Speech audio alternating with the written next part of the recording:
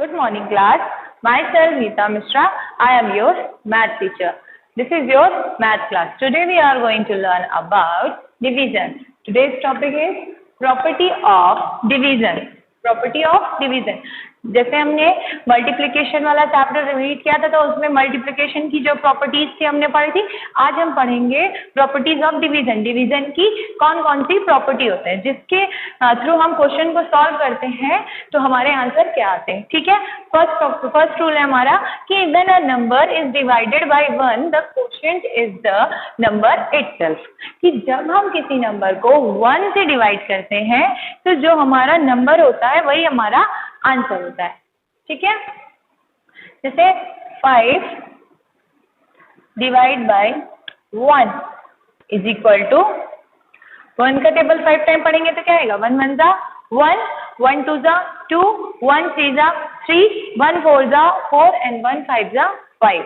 तो जब जो हमारा आंसर आया यानी क्वोशिएंट ये और जो हमारा नंबर था डिविडेंड दोनों क्या हो गए, सेम हो गए. तो ये हमारी क्या है, प्रॉपर्टी ऑफ डिवीजन. ये हमेशा याद रखने वाली है कि जब भी हम किसी नंबर को 1 से अगर हम डिवाइड करते हैं तो जो हमारा आंसर आएगा, जो हमारा डिविडेंड था वही आएगा. ठीक है. अब नेक्स्ट प्रॉपर्टी है कि when a number is divided by itself the quotient is 1. अब किसी नंबर को किसी सेम नंबर से ही अगर हम डिवाइड करते हैं तो हमारा आंसर 1 आएगा. जैसे 2 को हम 2 से डिवाइड करेंगे तो क्या आएगा, 2 1 जा 2. 5 को 5 से डिवाइड करेंगे तो 5 1 जा 5. 7 को 7 है 7 1 जा 7. इसी तरह कितना भी बड़ा नंबर हो उसको अगर हम 1 से डिवाइड कर रहे हैं, सॉरी सेम नंबर से डिवाइड कर रहे हैं तो जो हमारा आंसर आएगा वो 1 ही होगा. मीन्स अगर हम यहाँ पे लिख दें 15 divided by 15 is equal to 15 1 जा 15. तो हमारा आंसर क्या आया 1. क्या कह रहा था रूल में कि when a number is divided by itself. Itself मतलब कि खुद के नंबर से. यहाँ 15 था और 15 को हमने 15 से डिवाइड किया तो हमारा आंसर क्या आया 1 आया. ठीक है. इसी तरह एक और एग्जांपल ले लीजिए. 450 divided by 450 is equal to 450 1 जा 450. आंसर हमारा क्या हो गया 1. तो किसी भी नंबर को अगर हम उसी नंबर से यानी इटसेल्फ यानी उसी नंबर से हम डिवाइड करते हैं तो हमारा आंसर क्या होगा 1 ही होगा. ठीक है. चाहे वो 2 डिजिट हो, चाहे 3 डिजिट हो, चाहे 4 डिजिट हो. ठीक है. इसी तरह यहाँ पर भी कि 5 डिवाइडेड 1 किया था तो 5. अगर बड़ा नंबर ले लेते हैं 25 डिवाइडेड बाई 1 तो आंसर हमारा क्या आएगा 25. ठीक. तो डिजिट से हमें मतलब नहीं है, बस हमें ये याद रखना है कि प्रॉपर्टी और डिवीजन ऑफ प्रॉपर्टी 1 अब क्या कहती है कि अगर हमें 1 से किसी नंबर को हम डिवाइड कर रहे हैं तो जो हमारा नंबर है वही हमारा आंसर होगा. और अगर सेकेंड रूल के तो हम काम करेंगे कि when a number is divided by itself, अपने ही नंबर से अगर वो डिवाइड हो रहा है तो जो आंसर आएगा वो हमारा 1 होगा. जैसे कि हमने यहाँ पे एग्जांपल के थ्रू देखा था कि 15 में से अगर हम 15 को डिवाइड कर रहे हैं तो हमारा आंसर क्या आया 1. इसी तरह जब हमने 450 को 450 से डिवाइड किया तो हमारा आंसर क्या आया 1. नेक्स्ट प्रॉपर्टी पढ़ेंगे कि when 0 is divided by any number the quotient is always 0. ठीक है. कि अगर हम 0 से डिवाइड करते हैं किसी नंबर को, ठीक है, when 0 is divided by any number. अब यहाँ पे लिख देते हैं 0 और यहाँ पे 15. ठीक. अब 15 0 का तो कोई टेबल होता नहीं है तो 15 से जब हम 0 को डिवाइड करेंगे तो 0. जैसे मल्टीप्लिकेशन वाले में हमने क्या सीखा था कि जब हम किसी नंबर को 0 से मल्टीप्लाई करते हैं तो जो हमारा आंसर आता है वो क्या होता है 0. इसी तरह अगर हम किसी नंबर को 0 से डिवाइड कर रहे हैं या 0 को डिवाइड करेंगे किसी नंबर से तो हमारा आंसर क्या आएगा 0, चाहे वो कितना भी बड़ा नंबर हो. जैसे यहाँ पे हमने लिख दिया 0 divided by 235 is equal to 0. कितना भी बड़ा नंबर हो, कितना भी छोटा नंबर हो, अगर हम उसे 0 से डिवाइड करेंगे या 0 को हम उससे डिवाइड करेंगे तो हमारा आंसर क्या आएगा 0 ही आएगा. ठीक है.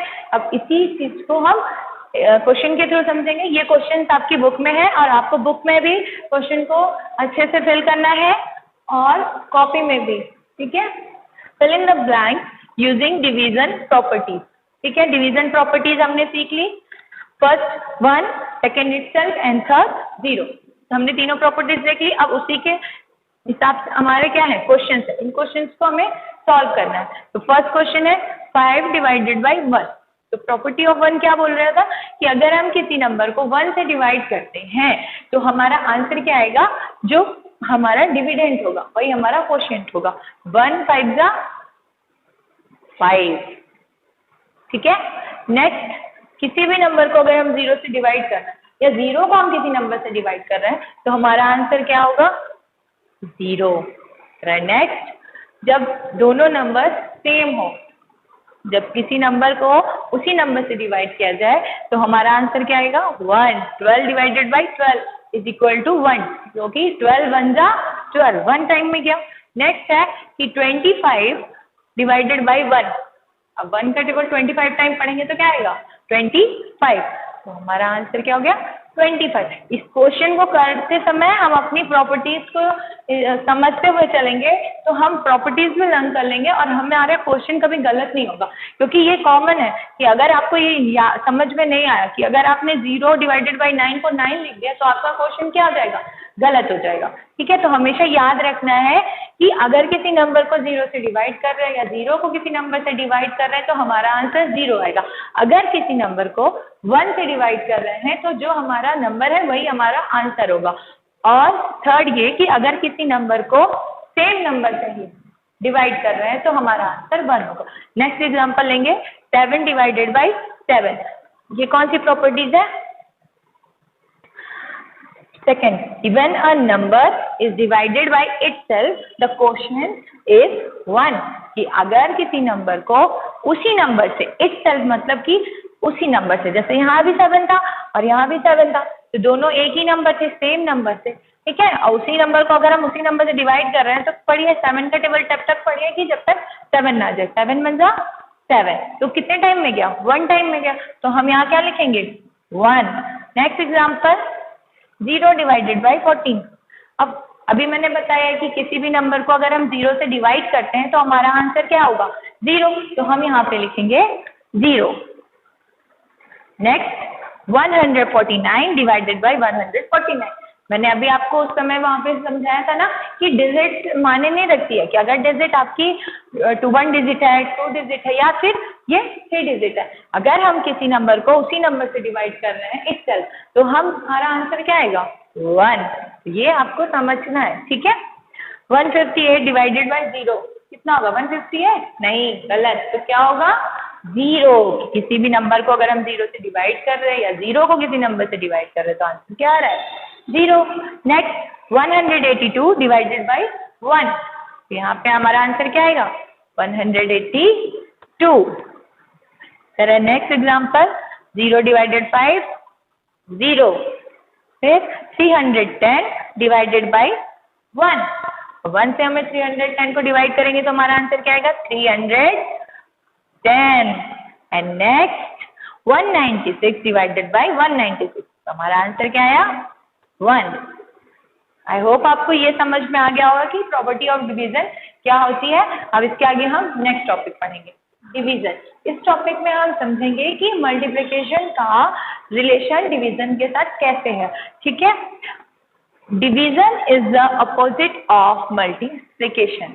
क्या कह रहा है कि डिफिनेशन में इसकी दे रहा है कि division is the opposite. Opposite मतलब उल्टा किसका है, मल्टीप्लिकेशन का। ठीक है, अब कैसे है वो हम समझेंगे। For example 3 into 6।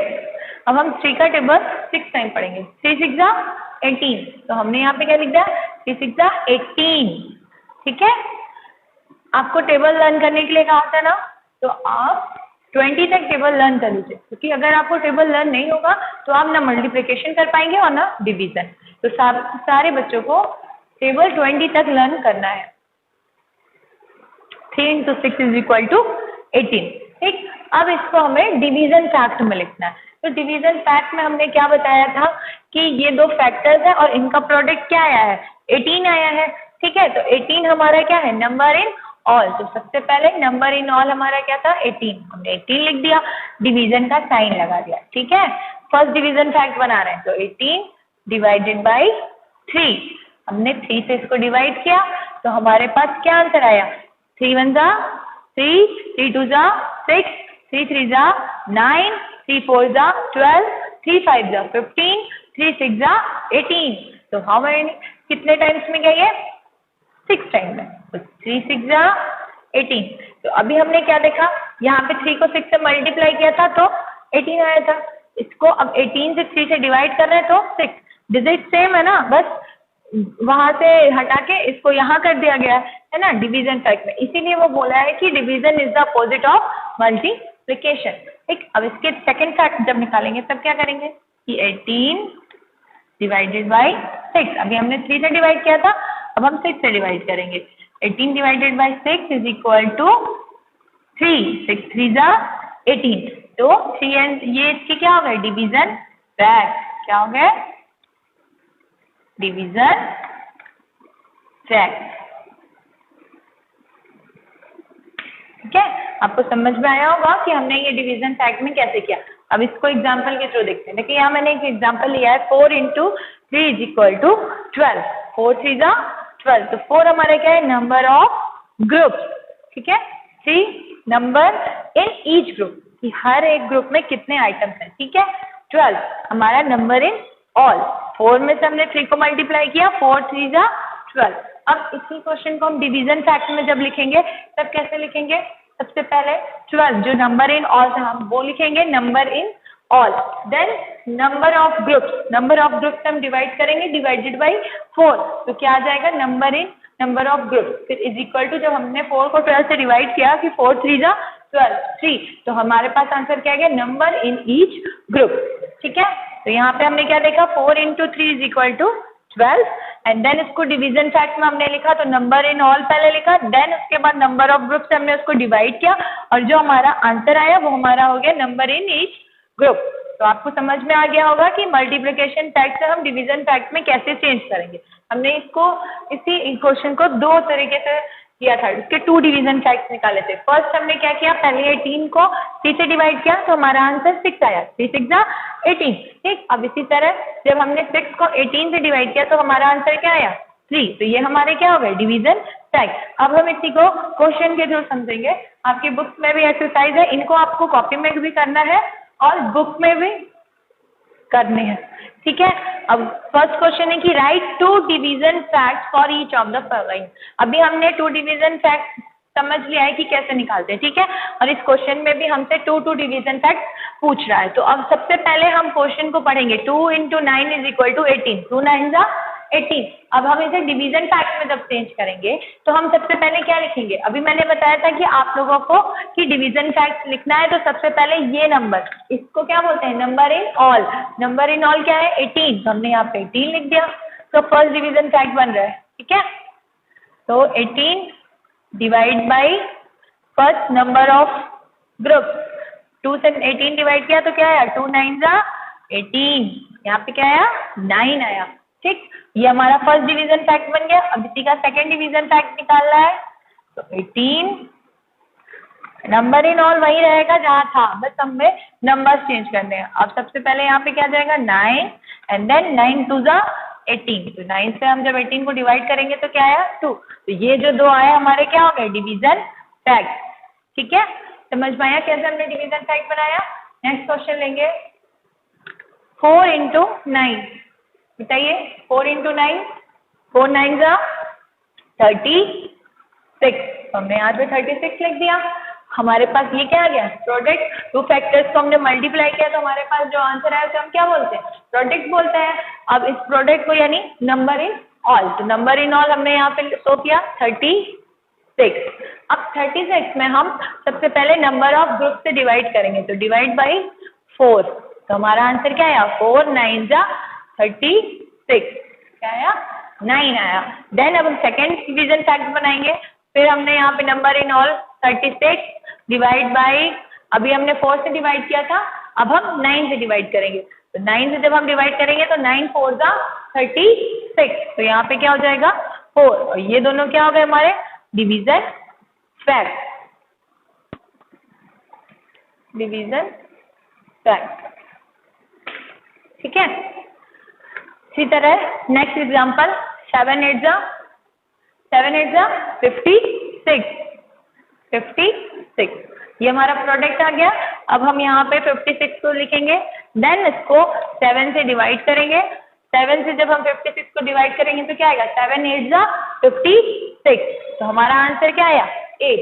नेक्स्ट 56 को हम अब किस नंबर से डिवाइड करेंगे, हमने अभी पहले 7 से डिवाइड किया था तो हमारा आंसर 8 आया था। अब हम 8 से डिवाइड करेंगे जिसका आंसर हमारा क्या आएगा, 8 से डिवाइड करिए, 8 7 जा 56, तो यहाँ पे क्या आया 7। तो ये जो दोनों आए वो हमारे क्या हो गए, डिवीजन फैक्ट। आई होप आपको ये चीज समझ में आ रहा होगा कि हम इसको कैसे कर रहे हैं। सबसे पहले नंबर है उसको हमने मल्टीप्लाई किया, हमारा आंसर आया। ठीक है, मैंने बताया कि 2 फैक्टर्स को जब हम मल्टीप्लाई करते हैं तो हमारा जो आंसर आता है वो हमारा क्या होता है, प्रोडक्ट होता है। इस प्रोडक्ट को हम नंबर इन ऑल भी बोलते हैं। ठीक है, तो ये जो हमारा नंबर इन ऑल था उसको हमने नंबर ऑफ ग्रुप से डिवाइड किया, तो जो हमारा आंसर आया वो आया each number of item in each group. ठीक, इसी तरह हमने 56 को डिवीजन फैक्ट में 2 डिवीजन फैक्ट बोल रहा था, इसीलिए हमने इसको सेकेंड टाइम से डिवाइड किया। अब किससे डिवाइड किया, पहले हमने 7 से डिवाइड किया था, अब हम नंबर्स को चेंज कर दिए, अब हमने 8 से डिवाइड किया और हमारा आंसर क्या आया 7। तो ये इस नंबर के 2 डिवीजन फैक्ट बन गया। अब नेक्स्ट हम सीखेंगे 9 into 7, 9 7 जा 63। अब यहाँ पे हम 63 लिखेंगे, देन हम 9 से पहले डिवाइड करेंगे, divide by 9 is equal to 9 7 जा 63 7। इसीलिए बोल रही हूँ कि आप लोगों को टेबल लर्न होगा, अगर टेबल लर्न होगा तो आप क्वेश्चन को बहुत ही सिंपल वे में कर पाएंगे। 9 7 जा 63, देन फिर 63 हमने लिखा एंड देन उसको 7 से डिवाइड किया। 7 से डिवाइड करने पे 7 9 जा 63, तो ये दोनों फिर हमारे क्या हो गए, डिवीजन फैक्ट। Division fact. ठीक है, नेक्स्ट 4 into 5, 4 5 जा 20, फिर हम यहाँ पे 20 से डिवाइड करेंगे, 20 को डिवाइड करेंगे 4 से, number of groups, and answer हमारा क्या आएगा 4 5 जा 20 आइटम इन ईच ग्रुप। फिर नेक्स्ट 20 डिवाइडेड बाई 5, आंसर क्या आया 4, 5 4 जा 20, ये हमारे 2 डिवीजन फैक्ट निकल गए।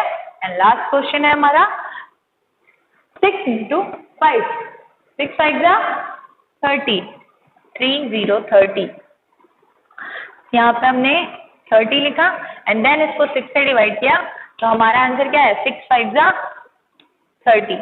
And next 30 divided by 5 is equal to 5 6 जा 36। ठीक है, आई होप आपको ये क्वेश्चन समझ में आ गया होगा कि हमने कैसे रिलेट किया मल्टीप्लिकेशन को डिवीजन में, जिसके थ्रू हमने क्या निकाला, डिवीजन फैक्ट। हमने 2 डिवीजन फैक्ट सबके निकाल रहे हैं, आपको भी इसी तरह कॉपी में इसको कॉपी करना है। ठीक है, थैंक यू।